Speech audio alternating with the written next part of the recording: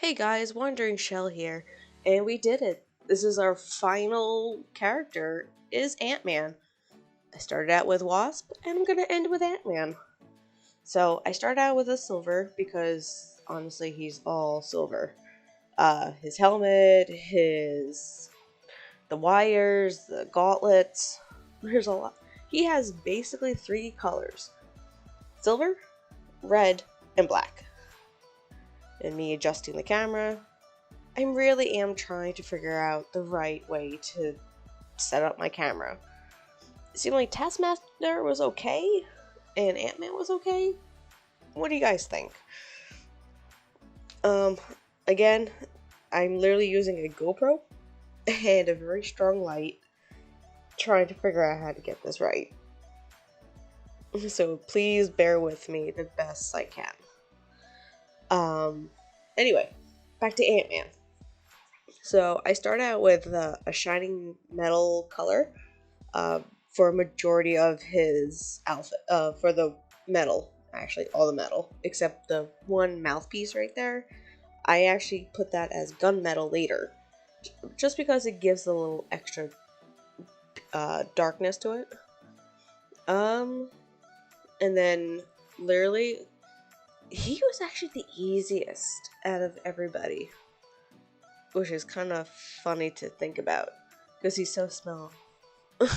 um, so what was nice about him was he is three different colors, and that's it: the silver, red, and black. So literally going through, and this was like the most time consuming because there is a lot of silver little pieces. That was the only downside. But if you have like a cycle brush or a detail brush, or basically a brush that's very small and thin, you can get those little pieces of it really fast, or very detailed, I should say. And you don't always have to use army painter brushes either. You can go to your local Michaels or art craft store and find brushes that are smaller. You know, I use honestly the cheapy brushes when I'm doing the dark tones, and I do varnishes on the guys for the end. So if we do use them to play the game, they don't get damaged. Excuse me. Sorry, guys. Don't worry. I'm not sick. It's just where I live, there's a lot of pollen going on right now, and we have the windows open. And also, the landscapers are out there, probably kicking up a lot. So I'm kind of sneezy from that. Anyway, so going through, I always keep a picture to the side on my phone of the character, especially from what the game shows, just to get a general idea of what I needed to do, what their colors and stuff. But you don't always have to follow it. I say that in all my videos, you don't have to follow it. You can make your own version out of it. Maybe instead of red, you want to put blue or purple. You know, it's up to you. He's your Ant-Man. He's your ant. Man. Anyway, so I'm going through, making sure all the silver is done. And of course, I miss pieces. It's okay, it happens. You miss. You always go back to it. It's not that bad. So now I'm doing the red. You're gonna notice the red looks a little weird. It's because I actually combined that silver metal color with red to make that metal look of the red. I love this.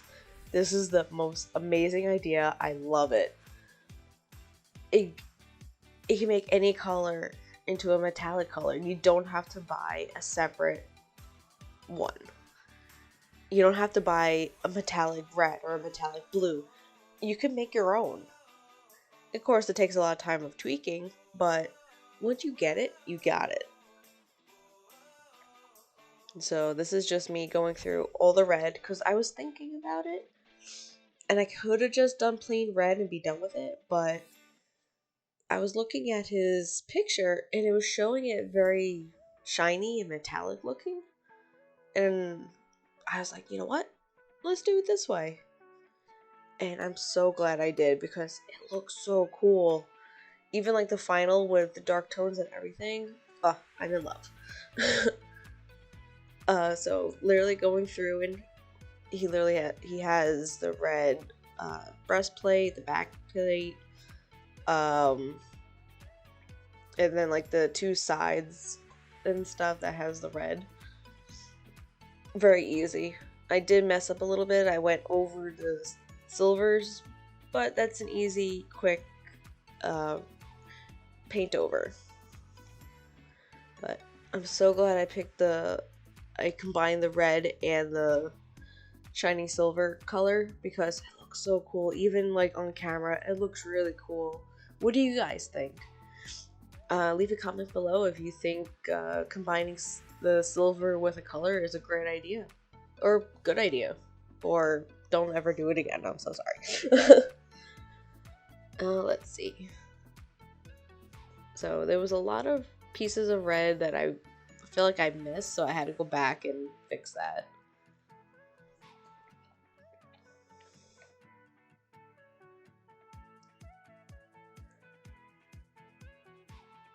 Try to go over and see what I missed, and I definitely missed that shoulder pad.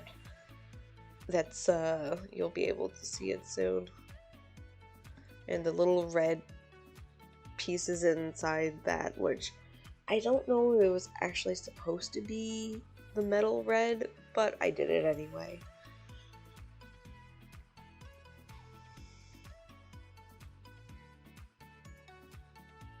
Still missed the shoulder pad. There we go. I found the shoulder pad. So, he really is a very simple character. 3 colors.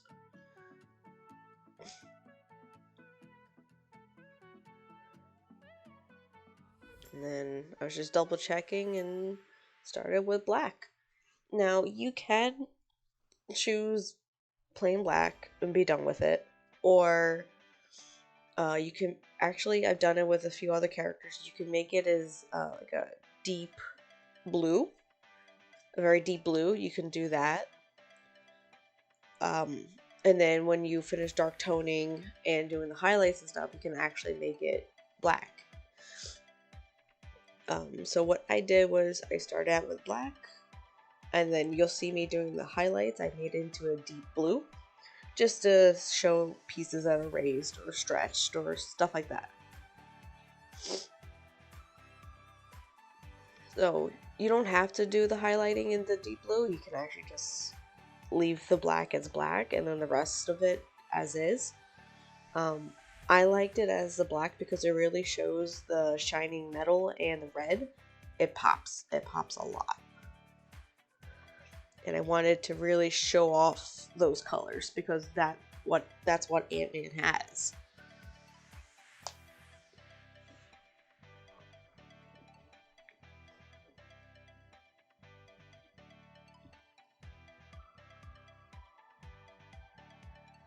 So I'm just being very careful on where the silver is on him.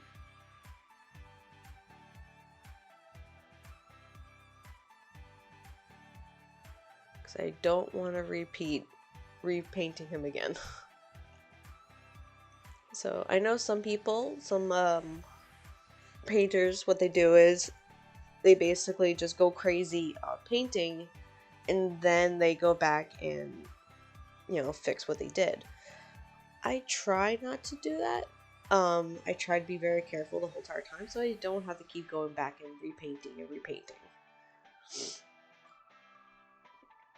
So it is up to you, especially if you're a beginner. It's good. It's okay. It's okay to mess up. These paints are very understanding, and they can paint over each other.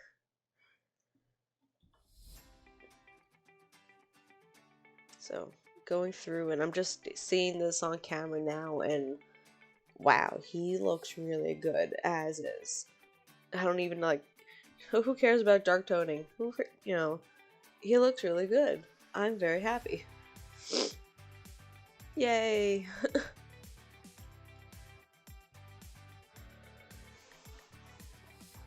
A lot of times I like to save the eyes last.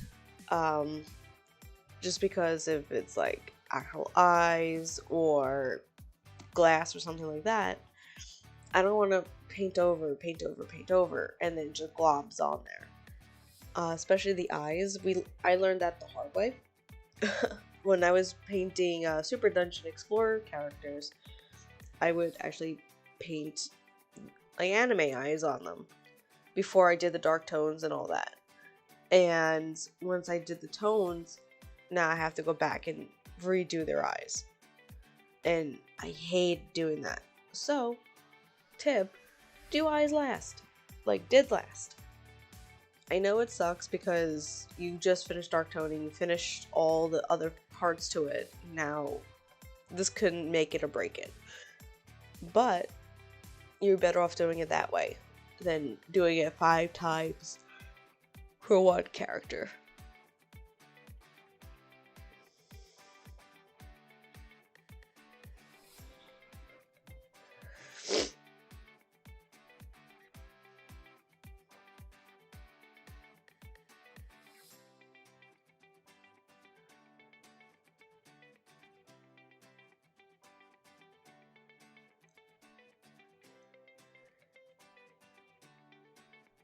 So he is almost there on all the black.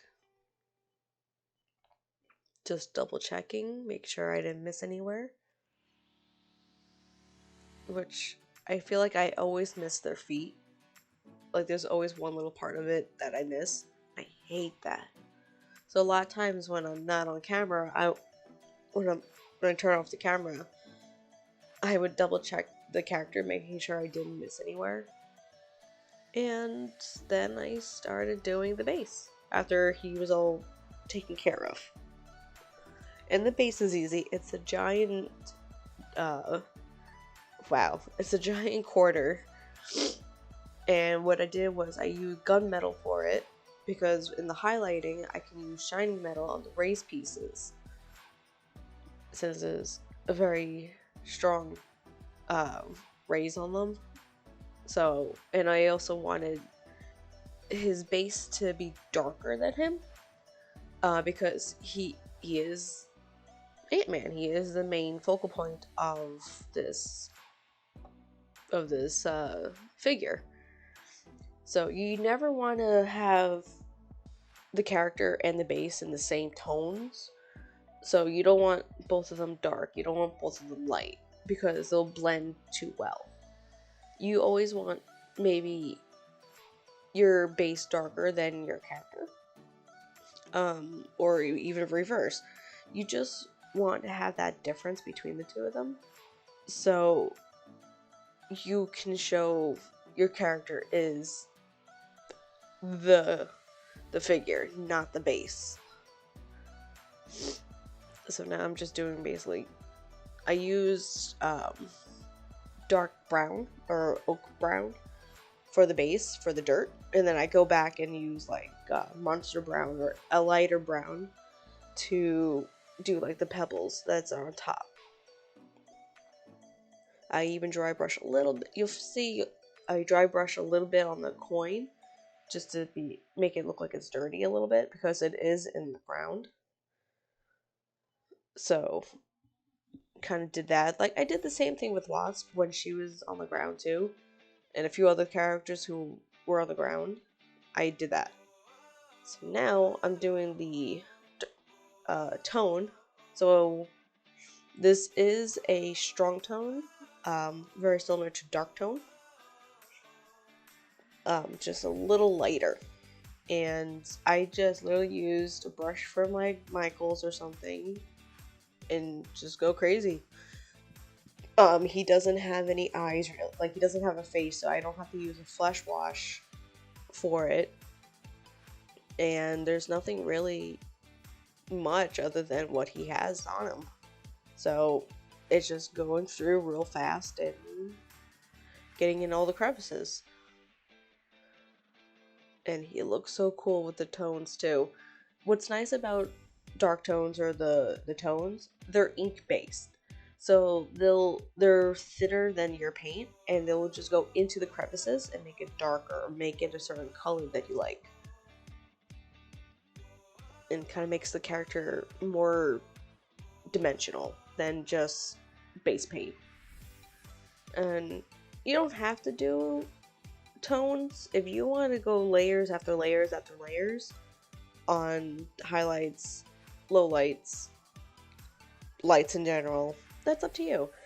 I choose the easy way out, and I use the tones after I finish the base paint, then use the tones, and then I highlight anything that's raised. Like right now, doing quick little highlights, trying to get all the parts that are raised.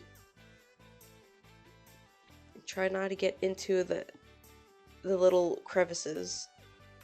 So that's why you want to use like a psycho brush or a very detailed brush, just because they're very small sections.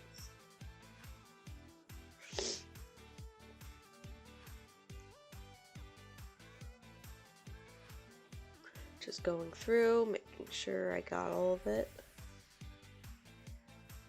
Because there's actually a lot of silver that's on there.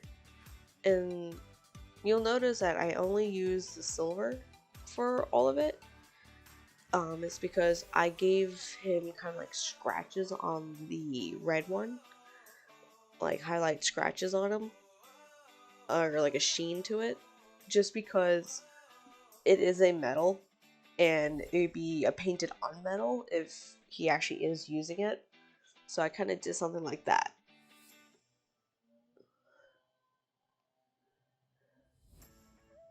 You can see in the background how to do dry brushing is you take some of the paint, wipe a majority of it off onto the paper towel, and just lightly go through. You can kind of see it, and that's a good thing. You don't want it too much, if that makes sense. So I'm making sure I got everywhere, and then there I go with the dry brush of the silver on his reds, just to give it those scratch marks, give it more dimension that he's been in battle. And then this is where I use the deep blue for the black highlights. You don't have to. Honestly, I could have left it as just black, but since I highlighted everywhere else, it kind of needed it. You don't have to. You can actually start out as deep blue and then highlight with the black, or even a different color. Antman doesn't have to have black. You could have like a dark gray or light gray. I've seen those. Now, I'm highlighting his base with the highlighting like the gravel in a lighter brown. You're not going to be able to see it easily on that side, but this side you can. So I kind of gave it a little bit more highlight, lit it up, and then you'll see that I'm going to add some of that dirt effect on the coin, because it is in the dirt.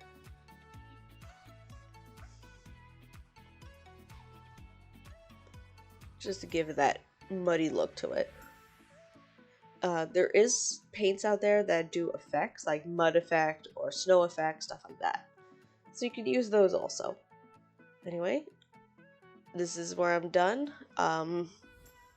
Let me know how it looks. Like, comment, and subscribe for more art, for more painting figures. And that's it of the Marvel United, at least for the base group. Let me know what another game you want me to start painting. We have Batman, Super Dungeon Explorer, Ninja Division. We got a lot of games like that. Let me know in the comments of what the next game I should do. I'll see you guys later. Bye.